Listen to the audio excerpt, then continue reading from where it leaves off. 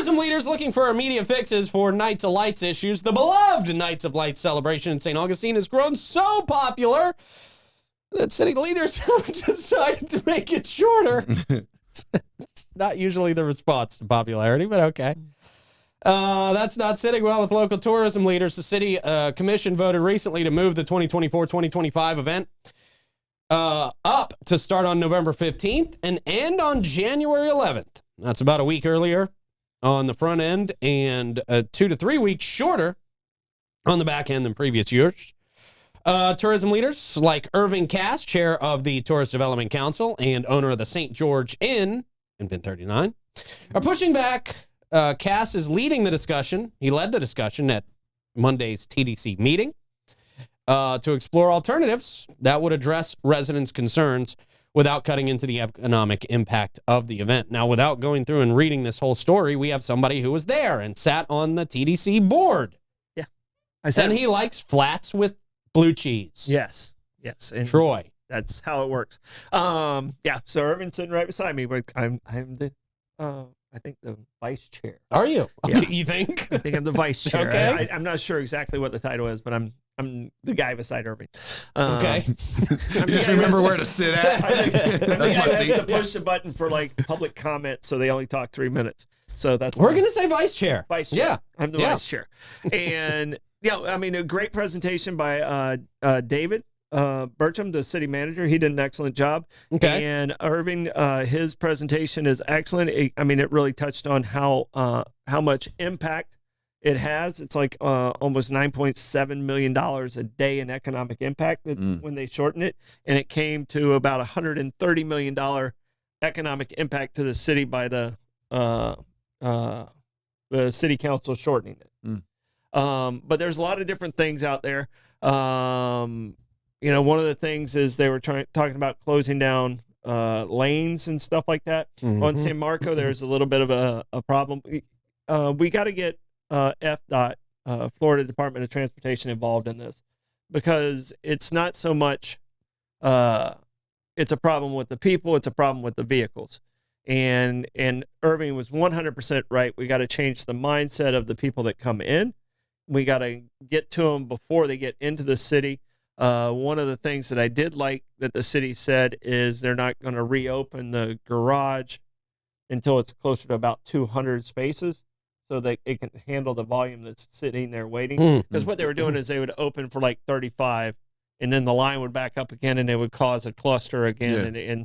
And where we live, we know exactly when the garage closes, because as soon as the garage closes, our roads go, and it bottlenecks everywhere. So that's a huge thing. For 2 years, the next 2 years, we're going to have King Street is going to be closed. So we have to figure out a plan for these 2 years, and we have to figure out a plan for moving forward from then on out. Yeah. And, we had great weather during this Night of Lights every weekend. It didn't rain. Right. So we were overwhelmed, and we weren't overwhelmed with the tourists. We're overwhelmed with the residents that live in the surrounding area. We went from, when you guys were growing up, we had like 100,000 people. Now we're at 330. I don't even think we had 100,000 people when I was growing up. It was a pretty low number. I think it was very low. I think when I moved here, it was like 96,000 and like 87 or something like that. Wow. In the entire county. Right. But, so there's going to be some definite huge problems this next 2 years. But we got to figure out how we're going to move forward with it. I really liked Irving also said opening up Francis Field. The city's concerned about the cost of repairing it, but for parking, you basically it pays for itself in about 3 nights of parking there. Yeah. The repairs pay for itself in about 3 nights of parking there. So tell me, would that affect like them renting it out for events and things like that? Would they, under Irving's idea, obviously this is not an idea that's set in stone yet, but under that plan, would that say no more events on Francis Field? I can't imagine because Sing Out Loud. No, but- no. The events would be there. I mean, we don't do events during Night of Lights there anyway. Right, So, right. I mean, basically, you're resodding. Okay. You're sacrificing and resodding and repairing whatever. But again, you pay for that in parking. Irrigation. Yeah. It's covered. Mhm. It's covered in the amount you'll make in the parking. I mean, Yeah. I think there's like you can get almost 500 parking places in that area. I mean, it's really has a lot of Sheesh. parking Okay. there. Yeah. That is. And times that by 20, and Yeah. you do the math. You don't have to do it. You know, in the city's presentation, and it was, you could tell one was done by the business, one was done by the city. In the city's presentation, they talked about, you know, how much it cost them to do what they were doing, because they're there trying to ask for, you know, help from the TDC and getting Mhm. financial help. In Irvin's presentation, which comes from a business perspective, it shows how much we lost Hmm. as a business. So, I mean, if you get a chance to go back and watch just that section, it was a really good give and take dialogue. You know, it's real. It was nice. The mayor, you know, when we did the shortening of the days, it seemed like they were very close minded, but now they're kind of like, okay, very open minded, and the reason might be is because you know how they were going to hire a consultant. Right. They Yeah. sent out an RFP. The responses they got was zero. They didn't get any Really? responses back. So it's basically the people of the world said, "Hey, it's you guys' problem." Yeah. Yeah. You Yeah. know, and it is. It's our problem to solve, and that's what the business people want. I'm glad we're not going to be spending a ton of money on a consultant for this, honestly. Yeah, and Irving had a three-tier breakdown of the different committees of how to approach it and the people that should be on it, and I thought that was excellent. I think Yeah. they should use that as one of the formats of how we're solving this problem. Right. It's kind of everybody on that board is either in charge of these areas or affected by these areas. Like there's input from everybody across the spectrum, which I like, which I like a whole lot. Yeah, so I mean, his group that he put together is like, we need somebody from tourist development, we need somebody from the city, somebody from the county, somebody from the beach, you know, from law enforcement. And a resident, Yeah, a resident included in there as as well. well. He had a resident in Yeah. each one of those groups. Yep. And there was residents there, and I look out and I see these are my neighbors. Mhm. You know, so they saw the same pain that we saw, but it's fixable, and I think it's fixable if we catch them before they get to the city, and we do a better job. You know, one of his things is making getting on the bus an A instead of an F. You know, because now you get on the bus, you know, it takes you 45 minutes to get into town and 45 minutes to get. You're like, okay, I'm just going to take. I mean, that's 2 hours of my life that's gone. Yeah. I'm just going to take the risk and try and find a place to park. You know, but it was a great discussion with a lot of people that kind of understood it from both sides, business and residents. The residents none of them were like, oh, we got to stop Night of Lights. They were like, you know, we need a little bit of a break. Yeah. I don't think shortening it makes it any better, because even the city said there was 19 critical days during the 70 something days of Night of Lights. Yeah. There was 19 days that were important, and those are the weekends. You know, and they called critical days Fridays, Saturdays, and Sundays. Sundays I don't see as being a critical day, what I've seen. You know, but Fridays and Saturdays are. Right. You know, and Saturdays especially is. So we got to focus on fixing the critical days and easing the pain on the others. And if we can get, you know, if we get our messaging right, you know, we call it marketing, but it's also messaging. We get our messaging right for our locals to kind of give up Saturday nights to the tourist, or Friday nights to the tourist, and, you know, try and make your family trip midweek or something like that. That'll ease. I mean, even if we're taking, you know, 500 cars out of the mix, Spread it out a little bit more even. It just helps. And that's what I'm concerned about, is condensing the time. Condensing the time means a lot of the locals came in January.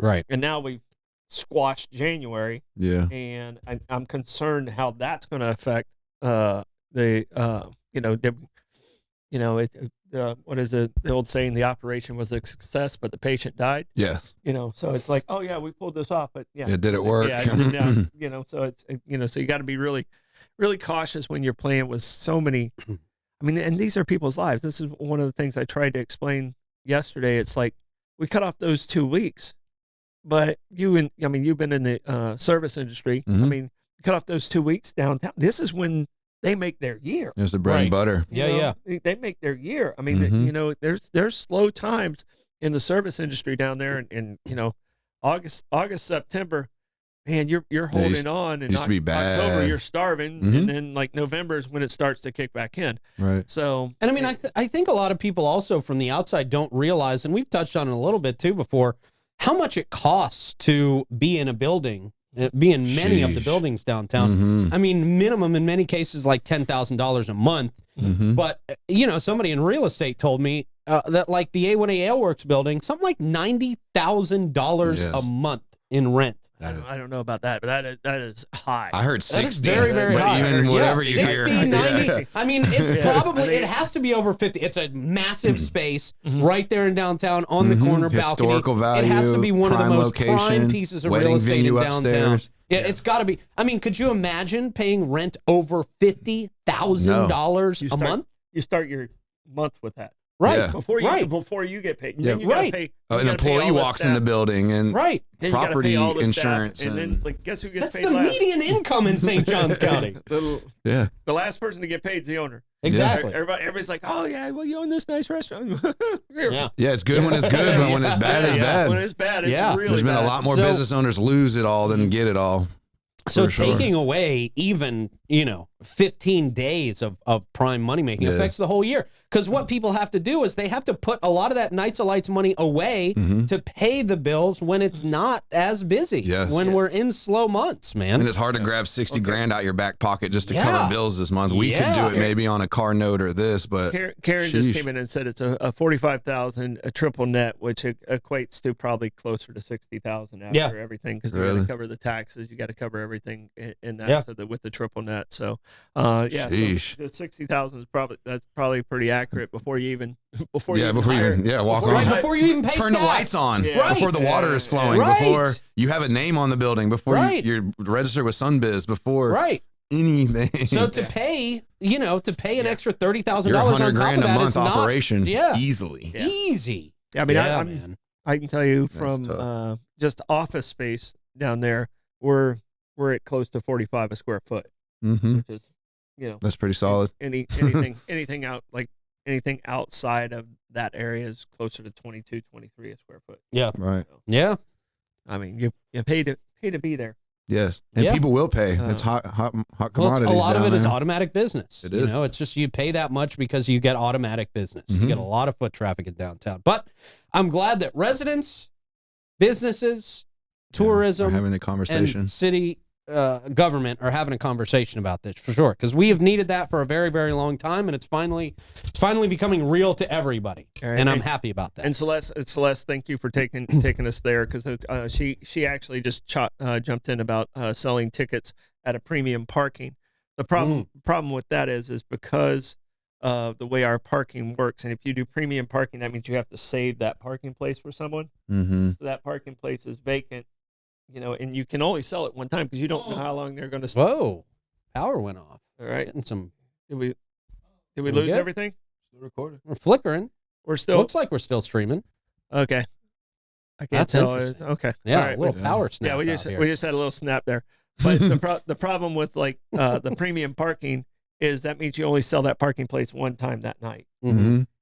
And these people rotate through. And Right. the parking garage turns over like 4 or 5 times on a Saturday or Friday. And if You you made sell a just comparison premium to parking, that. you don't know when exactly they're going to show up, when they're going to leave. If they're even going to show up. And that was Irvin had that in his proposal. I kind of gave him a little bit of a hard time. I was like, listen, Yeah. at the Treasury, we have a parking lot. We make our money on the turnover. we don't make our money on that Absolutely. first sale. Well, the restaurant analogy you brought up was great. It's like a Yeah. restaurant. If you're just going to only flip one table a night, that a restaurant can't survive off of can't that. make You it. must flip that multiple times throughout the evening. You can't make it if you're in the restaurant business and that table only sits It's one worth time. the price, and if you don't flip it that amount of times, You're done. you're taking a Yeah. loss. And it's the same. It's the same in the parking business. I mean, you need it to rotate. Absolutely. And not only do we need it to rotate, but we need to count that 5 times to handle the volume of the people coming in. So it would be nice because people know exactly where they're going, but the problem is it takes too much inventory out of the mix to make it efficient enough to work. make it Yeah, efficient. So that's a good point.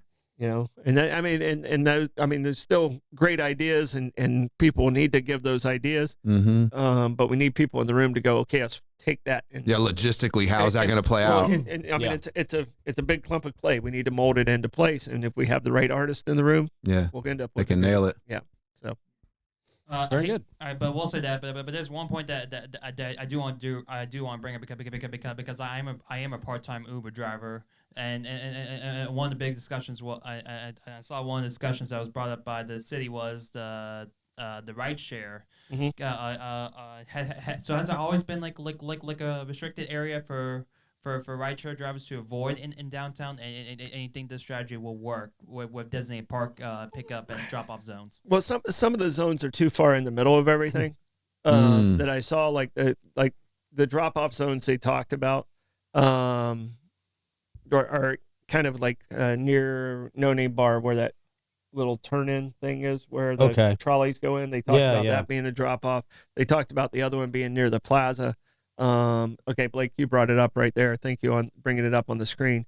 But in my opinion, I feel they're too close to the heart of it. I think the drop-off areas need to be a little like Augie's Pizza, St. Augie's Pizza, something like a little bit further out. Yeah. And we need to figure out, maybe instead of at, the plaza that you get dropped off at, I'm thinking of areas that are owned by the city, like maybe at the police department. Okay.